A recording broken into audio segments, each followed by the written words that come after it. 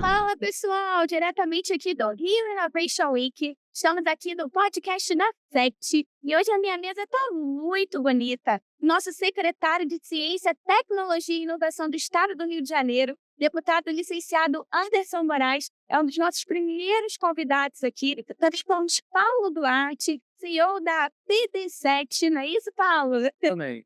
Temos Alexandre Vale, que é presidente da Faetec, né, tem feito um trabalho extraordinário. E hoje a gente vai bater um bate-papo aqui bem tranquilo, descontraído. Eu queria saber de vocês o seguinte: primeiro, eu sou secretária. Pode ser, secretária? Secretário, o Rio Innovation Week é hoje um dos maiores eventos de inovação da América Latina. E o senhor está à frente dessa pasta que impulsiona a ciência e a tecnologia no Estado. Qual é a importância estratégica desse evento para o Rio de Janeiro e como ele dialoga com os projetos da Secretaria hoje? Primeiro de tudo, Bruninha, boa tarde. Boa tarde aqui, Paulo. Boa tarde, Alexandre Vale, meu grande amigo, presidente da Faetec. E aqui eu quero saudar principalmente o Paulo. Paulo, uma honra ter você aqui conosco, uma honra. É muito importante aquilo que eu falei para você quando a gente estava fora do ar aqui. As pessoas precisam conhecer a sua história, sabe, meu irmão? Porque eu tenho absoluta certeza que principalmente os nossos alunos, que vêm cada dia mais enriquecendo o seu currículo dentro da nossa secretaria, que é Ciência, Tecnologia e Inovação, tendo como seu principal fundamento de enriquecer a mão de obra dentro do Estado, as pessoas precisam saber da tua história. Não só a sua, mas como diversos outros alunos que passaram pela nossa instituição e que viraram, de certa forma, um case de sucesso. E aqui é uma honra muito grande estar recebendo você aqui conosco, e também dizer para você que você é um exemplo não só para os nossos alunos, mas para nós gestores também, que vivendo e vendo a sua história, a gente vê que é possível, de fato, a gente transformar a vida das pessoas. Claro que isso é muito necessário a determinação de cada um. Você é o principal ator, né, que fez a transformação na sua vida. Mas a gente sabe também que a Faetec teve ali um papel muito importante e, assim, te receber aqui hoje é muito gratificante para a gente. Espero que, a partir de hoje, que a gente não se perca de vista nunca mais, meu irmão. Pode ter certeza que a Secretaria de Ciência, Tecnologia e Inovação do Estado está aberta aí para todas as ideias. Com E, certeza. Bruninha, aqui falando sobre a Rio Innovation Week, né? É o maior evento de inovação da América Latina, tendo em vista as pessoas que estão à frente desse projeto. Estamos na quinta edição hoje. Tem ali o Fábio, tem a Bruna, né? Costumo brincar muito. A Bruna foi minha colega de escola, né? Estudou comigo. E muitas das vezes a gente até brincava, falava, caramba, para quem achava que as pessoas não iam dar para nada, né? Hoje vocês são as pessoas que estão fazendo aqui o maior evento de tecnologia e inovação da América Latina. A gente fica muito surpreso, é muito gratificante. Eu tenho absoluta certeza que a Secretaria de Ciência e Tecnologia tem um papel fundamental nisso. Não só no sentido de que nós patrocinamos, né, de que o governo do Estado, que o governador Cláudio Castro autorizou que a gente fizesse o patrocínio aqui, como vale lembrar que é um dos únicos governadores da história do Rio de Janeiro que nunca contingenciou sequer R$ 1 da educação, entende que educação, na verdade, não é despesa, é investimento. E a secretaria está de olho aqui, de portas abertas, né, com os novos talentos que vão, assim, aparecerem aqui na feira. Está, de fato, com as portas abertas, no sentido de que nós precisamos, né, casar todos os ambientes, né, de negócios aqui, a gente colocar próximo, né, as pessoas que têm as invenções, que fazem as inovações, com aquelas pessoas que porventura tenham a possibilidade ali na frente de adquirir esses produtos. Então, um ambiente muito saudável que cabe à nossa Secretaria de Ciência e Tecnologia juntar todas essas pontas para que possamos aí desenvolver o Estado economicamente, através da empregabilidade e diversas outras coisas. Sim, vai deixar um legado, né, secretário? Sem dúvida. O Rio Innovation Week é um evento extraordinário. A gente encontrou com várias pessoas aqui importantíssimas, como o Paulo, por exemplo, estudou na FATEC, hoje é um dos principais empresários do nosso país. É uma honra ter você aqui. É Obrigado. uma honra ter o Vale, que também é um empresário muito bem-sucedido. Isso é importante ser dito também, secretário. E depois que as luzes do Rio Innovation apagam, secretário, o que fica para a secretaria? O que a gente leva daqui? Na verdade, antes das luzes se acenderem, a secretaria fazia É parte, verdade. e agora que estão acesas, a gente vai fazer parte, e a hora que apagar, vamos continuar. Nós temos diversos editais FAPERJ aí, no que se fala, a nível de tecnologia e inovação, dando oportunidade para a molecada. A gente lançou agora, Paulo, aqui o edital que é do Hub RJ de Inovações. São 250 projetos voltados para tirarmos um gargalo do poder público municipal, estadual, da iniciativa privada, a qual eu já aproveito a oportunidade de você conhecer a fundo cada um projeto desse. O nosso papel aqui é a gente dar visibilidade para que essas ideias tenham possibilidade de não só nascerem ali e virar um grande unicórnio aí, para que as pessoas, para que no futuro a população tenha a oportunidade de usar esses produtos de forma que possa facilitar a sua vida. Então, hoje o maior programa incentivador das startups da história do nosso Rio de Janeiro está nascendo agora aqui no estado do Rio. Um incentivo grandioso, são 12 milhões de reais nessa primeira parte aí que a gente vai investir diretamente nas pessoas que tiveram essas brilhantes ideias aqui no estado do Rio de Janeiro. Portanto, é importante aí a secretaria, antes de acender as luzes, com as luzes acesas, durante e depois, sem dúvida. A gente trabalha aqui na caça de talentos, essa é a verdade. Isso é verdade. Agora eu queria me direcionar uma pergunta ao Alexandre Vale. Presidente, como a presença da FATEC aqui no Rio Innovation conecta os alunos e professores com as novas demandas do mercado? O senhor poderia falar para a gente? Primeiro, boa tarde, Bruna, secretário Anderson, Paulo. Dizendo alegria, isso aqui a presença do Paulo aqui, esse encontro já é uma conexão, Verdade. né? A gente sentado atrás da mesa lá na FATEC não sabia o sucesso que o Paulo representa e que leva o nome da nossa instituição para o estado como um todo. Eu fui abordado ali agora, também por uma aluna, junto com a professora e uma mãe secretária, que querem me apresentar um projeto também que é desenvolvido dentro da FATEC e que as coisas vão acontecendo tão dinamicamente e que muitas das vezes a gente não consegue, pelo dia a dia, ter noção de tudo que está acontecendo. Então, a importância desse evento é para conectar todas essas pessoas e todos esses movimentos que vem acontecendo. Eu acho que a FATEC tem muito a entregar ao nosso estado, tem muito a fazer, e a gente, nesses 27 anos, com certeza, nós temos exemplos como o seu, Paulo, que nos orgulha muito, e eu espero que você realmente, como secretário disse, seja conectado daqui para frente com a gente, para que a gente possa levar o seu exemplo e nossos alunos, que muitas das vezes eles se formam e dizem, e aí, o que vai ser da minha vida? Né? Que perspectiva? E quando a gente mostra os cases de sucesso, como é o seu caso, você pode ter certeza que a gente vai motivá-los e vai fazer com que eles saiam dali profissionais e encontrem o resultado que você encontrou na vida. É verdade. E a FATEC, ela é responsável por gerar muitos empregos.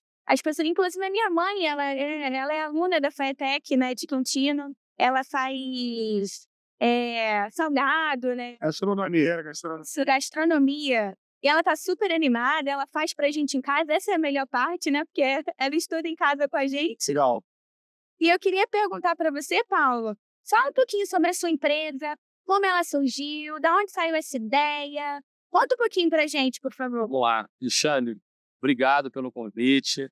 Eu acho que tanto o Alexandre quanto o Anderson aqui, como entidade pública representando a FATEC, né, a secretaria, é um processo de transformação para a gente importante. Por muito tempo a gente teve um rótulo que o agente público traz alguma coisa atrasada ou uma má gestão, e desde que eu tive contato com a Fundação de Apoio à Escola Técnica, a minha vida mudou.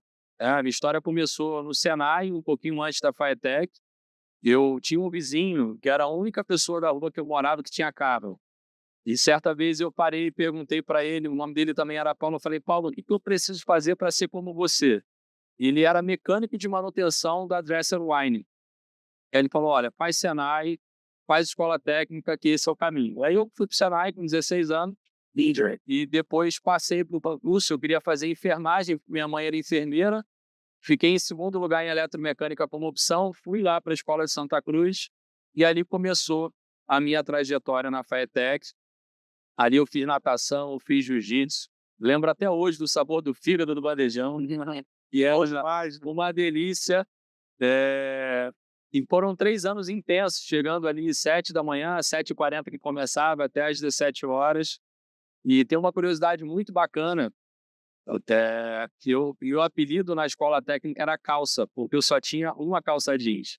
E eu não tinha recurso. Minha mãe assalariada, meu pai vigilante, e eu não tinha recurso para poder ter uma roupa ali, usava o mesmo tênis, usava a mesma calça. Os colegas faziam vaquinha para poder comprar, mas eu tirava boas notas, estudava e ficava amigo dos professores, para poder ficar após o horário aprendendo com eles. E certa vez eu voltei da escola a pé até a minha casa e fui passando pelas oficinas mecânicas e eletrônicas que tinha na Avenida Cesário de Mello, que era a avenida que ligava com a gente, né? Claro. E colocando o meu horário disponível à disposição para trabalhar gratuitamente, para continuar praticando aquilo que eu aprendia na escola. E foi esse comportamento empreendedor que começou a nascer. Depois que eu formei a escola, eu fui para a L'Oréal, da L'Oréal eu fui para a Petrobras. Na Petrobras tinha uma vacância muito grande de automação, ali eu já dominava bastante sobre automação, tudo aquilo que eu aprendi na escola técnica, e foi um aprendizado bem profundo. Eu consegui ter a oportunidade de abrir empresa quando uma empresa que eu trabalhava quebrou. E aí tinha projetos para entregar, essa empresa veio a falhar no mercado, abriu uma oportunidade para a gente, e aí nasceu o PD, que era eu e os 7, que eram os 7 membros da minha equipe. E ali começou uma história que hoje fatura mais de 300 milhões de reais, tem mais de 5 mil funcionários. Quantos funcionários? Só para a turma que está assistindo, 5 mil funcionários. 5 mil funcionários. É muita coisa. E tem mais funcionários de inteligência artificial do que humano, que isso é que é legal também. A gente consegue conectar pessoas simples a agentes de inteligência artificiais complicados, né, para operação em data center, em ambientes de missão crítica, Itaú, Petrobras, Boeing, Nubank, são clientes nossos. Assim, realmente é um expoente de tecnologia, ao mesmo tempo tem a mão de obra, né? Então, e eu adoro também o caso de olhar para essa mão de obra hoje, de uma SG, de uma pessoa de recepção, uma secretária que está estudando tecnologia com a gente, está se especializando e tem ali um aumento de salário, um crescimento, um outro rumo na vida, porque dentro da nossa organização está crescendo de uma forma diferente. Sim. E eu vi que a sua empresa, ela está em 4 países, né? E quais são esses países? Você pode falar pra gente? Sim, China, Portugal, Estados Unidos e aqui, obviamente, no Brasil. Nossa, que inspiração. E eu vi que você trabalha com Nubank, Petrobras, muitas empresas enormes. Sim. E tem muito jovem que às vezes fica desanimado, achando que o simples curso da FATEC não vai levar a lugar nenhum. Está aqui o seu exemplo mostrando que não é simples. É um curso extraordinário. Se a pessoa se dedicar, se a pessoa estudar, se a pessoa se empenhar, ela chega. Eu lembro até hoje, assim, de vários conselhos que os professores davam. E o pertencimento que a escola dá também em relação ao preenchimento da grade, né? Eu entrava de manhã, saía à noite, a escola me alimentava o tempo inteiro. Me dava a opção de vários cursos complementares também e a conexão dos professores que eram de indústrias a gente evoluir para estágios dentro dessas indústrias. E uma coisa que eu desde já me coloco à disposição, na nossa empresa, a cada 3 meses a gente fecha o nosso balancete e doa 1% do nosso faturamento mensal acumulado nos 3 meses e investe em instituições e organizações, né? Eu acho que toda escola tinha que ter um patrocínio de uma entidade privada. Então, se hoje tem uma internet ruim na escola, uma empresa quer, com certeza, colocar e captar aquele aluno bom, doar computadores, painéis de LED para ensino, retroprojetores que talvez já não se usam mais, mas que estão bons e que está substituindo por LED. Sim. Tem um monte de coisa que a gente pode fazer. Muitas empresas estão conectadas com a gente e fica aqui ao vivo o compromisso de a gente apoiar. Queria ganhar um desafio para a gente visitar, talvez adotar uma escola que esteja com problema de ar-condicionado, com problema de filtração, e a gente criar um plano diretor para poder usar aquele ponto, aquela unidade. Tem que aprender todos os mecanismos ali de doação, de contribuição, mas que a gente possa devolver essa diferença que a instituição fez na minha vida e que faz na vida de 5 mil pessoas, porque afinal começou tudo ali. E o nosso secretário faz isso muito bem. Ele conecta o governo com a iniciativa privada, gerando oportunidade de emprego para todo mundo, né, secretário? É verdade. É o que nós acreditamos também, Paulo. Tudo que você está falando para a gente aí é como se fosse música boa nos nossos ouvidos. Sim. Eu sou da iniciativa privada, né? A gente iniciou a carreira na política no final de 2018, mas o que eu acredito é a iniciativa privada. Eu trabalho na política para a gente desburocratizar cada vez mais, para que o empreendedor ele tenha mais chance de sucesso dentro do nosso estado. Antes de eu entrar na política, eu falava muito assim, quero entrar na política para ajudar o setor privado. E hoje, estando dentro da política, a gente consegue muito mais fazer o setor público não atrapalhar, sabe? Porque as pessoas que estão no setor público, é claro que elas precisam entender qual é a dor do setor privado, para que a gente possa sanar. Às vezes, muitas das vezes, Paulo, é uma licença que você precisa tirar em determinados lugares, que às vezes a pessoa que está ali do outro lado do balcão, claro que sem generalizar, óbvio, a grande maioria do funcionalismo público são pessoas que gostam de trabalhar, que também gostam de sentar com a família, mas eles precisam entender que a velocidade da troca desse papel de uma mesa para outra vai fazer com que na outra ponta a gente gere diversos empregos. E aqui, quebrando o protocolo, Paulo, eu queria falar com você o seguinte: tem muita gente que que me encontra com a gente na rua e fala assim: pô, Anderson, mas a tecnologia, a inovação, essa coisa toda, as pessoas ficam meio preocupadas de perderem, né, ali, os seus empregos, a sua mão de obra. E eu falo para eles, muitas das vezes eu queria que você explicasse de uma forma mais eficiente assim, que o que eu costumo dizer é o seguinte: muitas das vezes, cara, talvez chegue ali na frente, aquela determinada função que você exerce, talvez ela pode de fato não acontecer mais. A tecnologia, a inteligência artificial, a inovação, ela está aí para fazer o mundo, né, se atualizar. Portanto, eu queria que você falasse das transformações de carreiras, muitas das vezes de pessoas que faziam aquele tipo de trabalho que era manual, e que elas foram se aperfeiçoando e entrando nas novas profissões, de forma que o currículo delas mais valorizados, elas também passaram a ter um ganho melhor. Então, não existe escassez de mão de obra e muito menos inexistência de determinada mão de obra. Existe sim a transformação daquela mão de obra para uma outra. Eu queria que você, sei lá, desse exemplo, falasse um pouco disso aí para a gente, porque eu acho que é importante as pessoas saberem que isso existe. Eu acho que a gente foi muito ensinado de uma forma cultural a se acostumar e a ter ali o mesmo salário, a mesma função e acompanhar a nossa trajetória de vida. A nossa nação, a nossa bandeira já nos ensina isso: ordem e progresso. Sim. E a gente muitas vezes quer o benefício da ordem, mas nem quer o esforço que nos leva ao progresso, né? Então, o progresso vai acontecer, continua acontecendo, as funções, os trabalhos tendem a mudar drasticamente em função da inteligência artificial. É exemplo desse podcast aqui. A gente está aqui, tem gente aqui que está trabalhando com a gente, que está captando o que está fazendo. Na nossa arena lá no Fobra, o podcast ele trabalha com inteligência artificial, não tem funcionário operando. Acabou, gravou, corta, edita, já sai para a rede de cada um e já publica.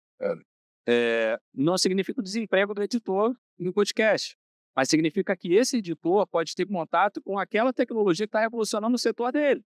Então, se ele é da área da comunicação, se ele cria agora um prompt no chat GPT: olá, eu sou o Francisco, trabalho com comunicação, faço entrevistas, falo tal idioma, não falo outro. Como que você poderia me ajudar a falar todos os idiomas hoje disponíveis para o possível podcast na América Latina? Ele vai te dar um prompt e vai te ensinar quais são os caminhos para usar IA para isso.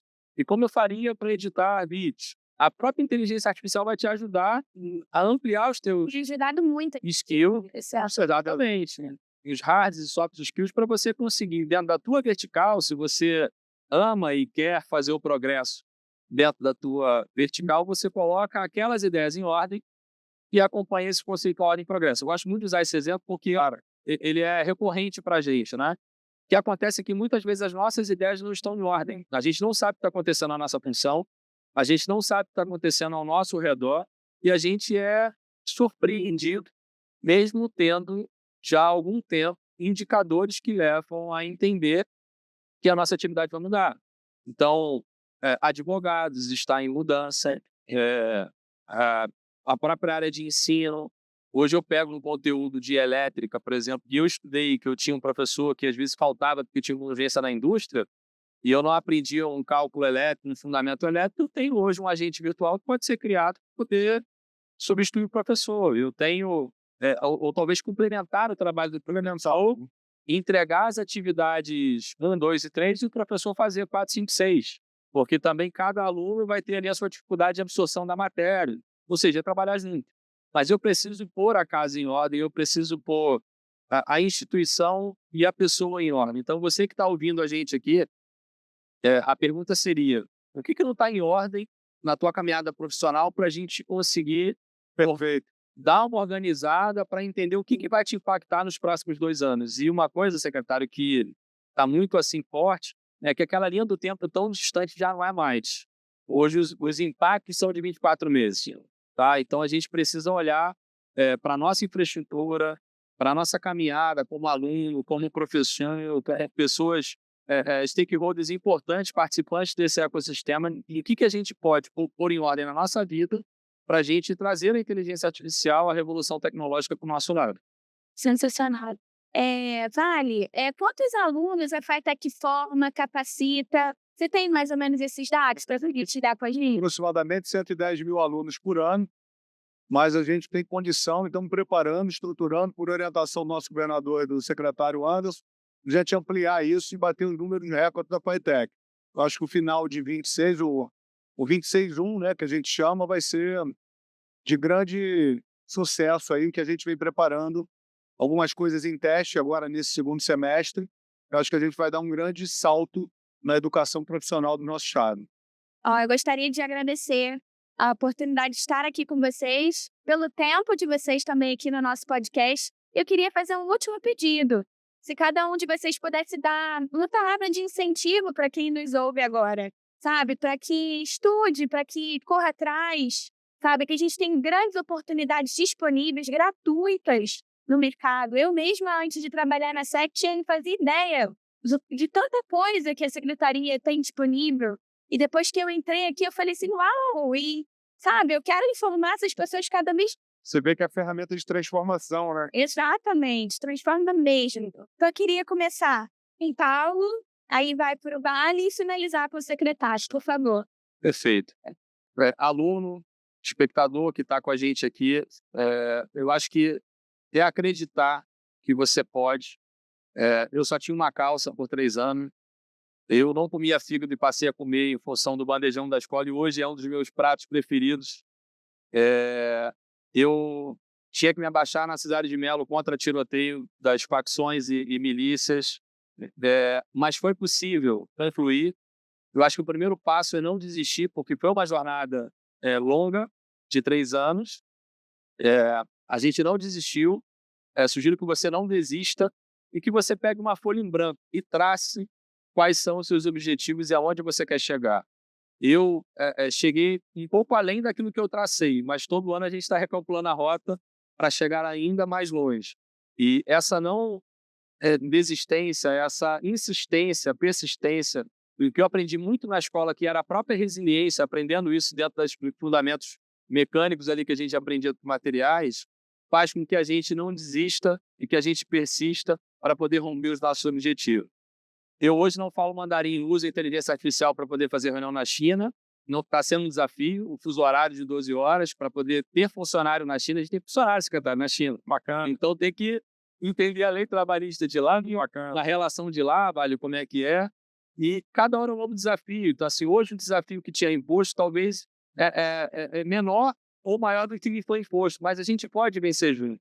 Então, a secretaria está aqui, a FiTech está aqui, a plataforma que muitas vezes a gente criticou está aqui disponível para poder ser melhorada, para poder, junto com a tua crítica, a tua opinião, crescer e desenvolver para que a gente possa fazer uma revolução. Se muitos conseguirem trilhar esse caminho, a gente pode, junto, melhorar o nosso Rio de Janeiro, diminuir a criminalidade, aumentar o emprego e as oportunidades para que a gente possa ser uma capital realmente da inteligência artificial e da inovação.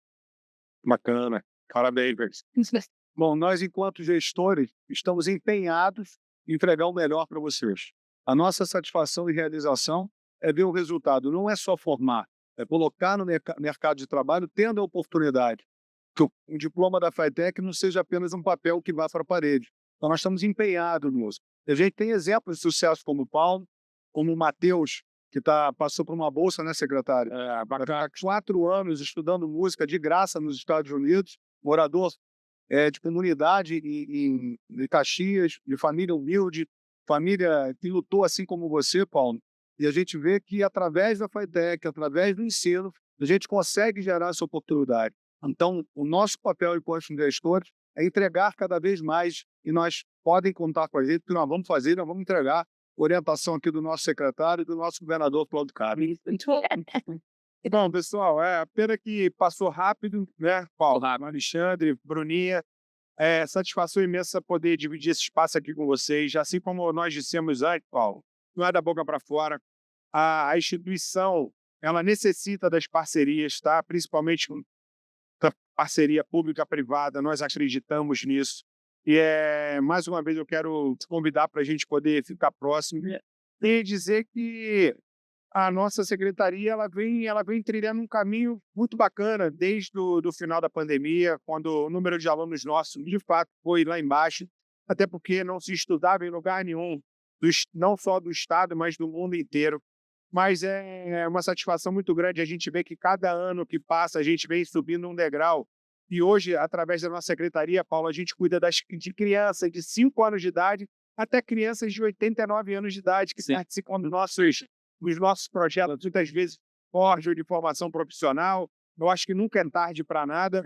E lembrando aqui o que eu costumo falar muito para os alunos que gostam de falar, que muitas das vezes o segredo do grande sucesso não está no muito que se ganha, mas também na organização do pouco que se gasta. Porque não tem jeito, nós vamos conhecer diversas pessoas que ganham fortunas, mas que muitas das vezes também se deixam levar através dos gastos gigantescos. Portanto, nós vamos implementar matemática financeira dentro das nossas escolas, que é muito importante.